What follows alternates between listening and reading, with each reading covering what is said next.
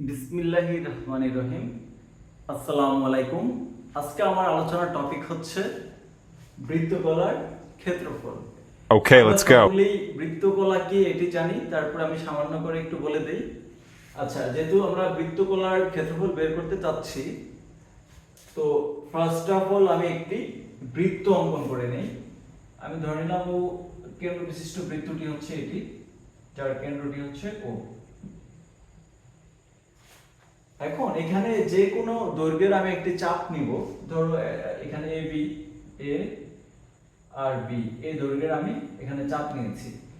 অর্থাৎ A B দৈর্ঘ্যের যে চাপ, এই চাপটির প্রান্ত বিন্দু দ্বয় হচ্ছে এটা আর এটা, এবং এই প্রান্ত বিন্দু দ্বয় সংশ্লিষ্ট ব্যাসার্ধ হবে লাইক ও এ এবং ও বি।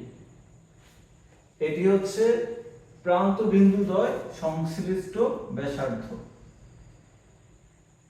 আচ্ছা, তাহলে আমরা এটার সংজ্ঞাটি এইভাবে বলতে পারি, যদি কোনো বৃত্তচাপ এবং বৃত্তচাপে প্রান্ত বিন্দু দ্বয় সংশ্লিষ্ট ব্যাসার্ধ যে পরিমাণ ক্ষেত্র তৈরি করে তাকে বৃত্তকলা বলা হয়।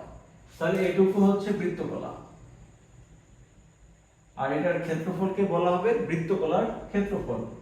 এটুকু বেসিক্যালি এটুকু হচ্ছে, এই পরিমাণটুকু হচ্ছে বৃত্তকলার ক্ষেত্রফল। আচ্ছা, এখন আমি এখানে যে পরিমাণটা নিয়েছি, দেখো এখানে যে কোণ উৎপন্ন হবে, লাইক ধরো এখানে একটি কোণ উৎপন্ন হলো, এটি অবশ্যই এ বি চাপের উপর দণ্ডায়মান কোণ। আমি এখানে এই কোণটিকে ধরে নিব ডিগ্রি, এক্স ডিগ্রি, এটা আমি ধরে নিব। এটার কারণ হচ্ছে এটা, আমরা এখানে ডিগ্রি ধরে নিব কারণ আমি আরেকটা কাজ করব, এখানে এই ও এর সাথে একটি লম্ব অঙ্কন করব। অর্থাৎ ও এর সাথে এখানে একটি লম্ব অঙ্কন করো, যার নাম দিলাম হচ্ছে ও সি। কেন্দ্র হচ্ছে এক সমকোণ বা 90 ডিগ্রি কোণ উৎপন্ন করবে, 90 ডিগ্রি। আমরা এটা সকলে জানি, একটি রেখাংশের উপর অপর একটি রেখাংশ যদি লম্বালম্বি ভাবে থাকে, তাহলে সেখানে ওয়ান রাইট অ্যাঙ্গেল অথবা এক সমকোণ উৎপন্ন হয়। তো যেহেতু এক সমকোণ 90 ডিগ্রি, এর কারণে আমি এখানে x ডিগ্রি ধরে নিয়েছি। তো আমি এটা একটু এখানে এক্সপ্লেন করি। এখানে এখানে এখানে চিত্রে কি কি আছে দেখো। চিত্র হচ্ছে AOB ইকুয়াল টু হচ্ছে x ডিগ্রি, এটা আমরা ধরে নিয়েছি। আর এখানে হচ্ছে AOC কোণ, এটা হচ্ছে এক সমকোণ বা 90 ডিগ্রি, এক সমকোণ বা 90 ডিগ্রি। আচ্ছা, ওকে। আর আমি এখানে বের করব হচ্ছে AOB বৃত্তকলার ক্ষেত্রফল, AOB বৃত্তকলার ক্ষেত্রফল, AOB বৃত্তকলার ক্ষেত্রফল আমার এখানে বের করতে হবে। এখানে আরেকটি ব্যাপার লক্ষ্য করো, আমরা সকলে জানি যে একটি বৃত্তের মানে একটি সম্পূর্ণ বৃত্তের ক্ষেত্রফল হচ্ছে পাই আর স্কয়ার। তাহলে এখানে দেখো এই অংশটুকু কি হবে, আমি এখানে ছোট করে একটু এক্সপ্লেন করি। ধরো এটা একটা বৃত্ত, এটা হচ্ছে কেন্দ্র। আমি যদি এটাকে সমান 4 ভাগে ভাগ করি, দেখো তাহলে এখানে কিন্তু 90 ডিগ্রি, এখানে 90, এখানে 90, এখানে 90, অর্থাৎ এখানে সমকোণ উৎপন্ন হয়। সমান 4 ভাগের 1 ভাগ হচ্ছে এটা।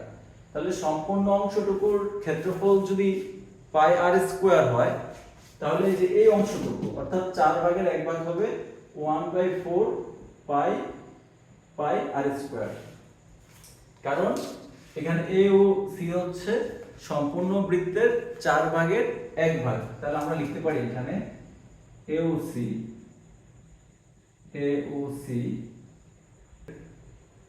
ক্ষেত্রফল, AOC এর ক্ষেত্রফল হবে equal to 1/4 pi r square বর্গ একক। আমরা এখন লিখতে পারি, দেখো কি লিখতে পারি নাও। আচ্ছা, এখানে আমি যে অ্যাঙ্গেলটি পেয়েছি সেটি হচ্ছে AOB কোণ। এখানে অ্যাঙ্গেল AOB, এখানে AOB এই অ্যাঙ্গেলটি যে বৃত্তচাপের সাথে উৎপন্ন হয়েছে সেটুকু মিলে যে ক্ষেত্রফলটি সেটা হচ্ছে এ ও বি, অর্থাৎ area of A O B equal to, যেটিকে বৃত্তকলার ক্ষেত্রফল বলা হয়, ইকুয়াল টু এখানে আমরা এখানে যে কোণটি আছে এটা হচ্ছে এ ও সি কোণ ডিভাইডেড এটুকু যে ক্ষেত্রফলটি উৎপন্ন করে সেটা হচ্ছে area of A O C, অর্থাৎ সম্পূর্ণ বৃত্তের ক্ষেত্রফলের 4 ভাগের 1 ভাগ হবে এ ও সি এর ক্ষেত্রফল। আচ্ছা, আমরা এখানে এখন খুব সহজে এখানে মানগুলো বসাই দেই। এ ও বি এই অ্যাঙ্গেলকে আমরা ধরে নিয়েছি x ডিগ্রি, এবং area of A O B এটা তো বেসিক্যালি আমরা বের করব, area of A O B equal to A O C কোণ। এখানে এ ও সি কোণ হচ্ছে 90 ডিগ্রি, এখানে আমরা 90 ডিগ্রি লিখে নেব। Area of A O C অর্থাৎ এ ও সি এর ক্ষেত্রফল হচ্ছে 1/4 pi r square, 1/4 pi r square. আমরা এখানে কাজ করি, এখানে একটু আর গুণন করে নেই, অর্থাৎ area of A O B into 90 degree equal to x ডিগ্রিটা এটার সাথে গুণ হবে, অর্থাৎ 1/4 x degree pi r square 1 divided এখানে 90 কে যদি নিচে এখানে মাল্টিপ্লাই করি তাহলে 90 ইনটু 4 অর্থাৎ 360 ডিগ্রি, এখানে উপরে হচ্ছে x degree pi r square. তো এটাকে আমি সুন্দর করে এভাবে লিখতে পারি, pi x r square equal to area of A O B. এখানে হচ্ছে 360 ডিগ্রি, এটাকে আমরা এভাবে যদি লিখি পাই এক্স ডিভাইডেড এটাকে 180 ডিগ্রি আর 2 কে আমি আলাদা করে দেব, অর্থাৎ আর স্কয়ার ডিভাইডেড 2। 180 এর সঙ্গে যদি 2 মাল্টিপ্লাই করো তাহলে কিন্তু এটাই আসবে, 360 ডিগ্রি চলে আসবে। তো এই যে এখানে যে অ্যাঙ্গেল পাই এক্স ডিভাইডেড 180 এটি কিন্তু ডিগ্রিতে আছে। Area of A O B এটা pi x divided 180 degree into r square by 2। এখন এখানে যে ডিগ্রিতে আছে অ্যাঙ্গেলটি এটিকে আমাদের কনভার্ট করতে হবে হচ্ছে রেডিয়ানে। এখন রেডিয়ানে প্রকাশিত কোণটি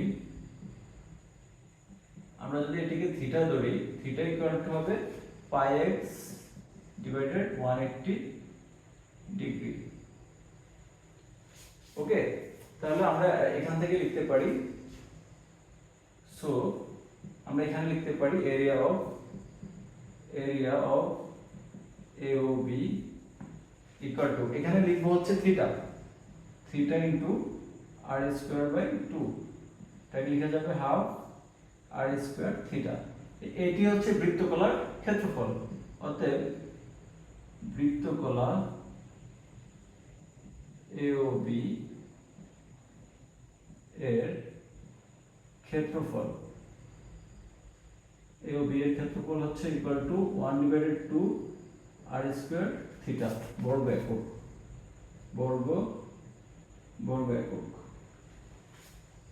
আচ্ছা, ওকে, দেখো এটিকে আমরা কেন রেডিয়ান লিখছি, কারণ আমরা সকলে জানি যে বৃত্তীয় যে কোণ এটি অলওয়েজ রেডিয়ান কোণ হয়। এর কারণেই এই অ্যাঙ্গেলটুকে আমি রেডিয়ানে প্রকাশ করে ফেলছি। তাহলে যে কোনো বৃত্তের ক্ষেত্রফল খুব সহজেই এই সূত্রের মাধ্যমে বের করে ফেলতে পারবা। অর্থাৎ তোমাকে যদি ব্যাসার্ধের মান দিয়ে দেওয়া হয়, এখানে অফকোর্স আর হচ্ছে ব্যাসার্ধ, আমি একটু লিখে দিই, এখানে আর এখানে আর হচ্ছে ব্যাসার্ধ এবং থিটা হচ্ছে রেডিয়ান কোণ। রেডিয়ান কোণ। যদি প্রশ্নে থিটার মান ডিগ্রিতে দেওয়া থাকে তাহলে তোমরা সেটাকে রেডিয়ানে কনভার্ট করে দেন এখানে কিন্তু সাবমিট করতে হবে। অর্থাৎ ডিগ্রি অবস্থায় এখানে সাবমিট করতে পারবা না, ডিগ্রি থেকে রেডিয়ানে কনভার্ট করতে হবে, দেন সূত্র সাবমিট করলে খুব সহজেই আমরা বৃত্তগোলার ক্ষেত্রফল বের করে ফেলতে পারবো। Thanks for watching this video. সাথে থেকো। ধন্যবাদ অ্যান্ড টেক কেয়ার।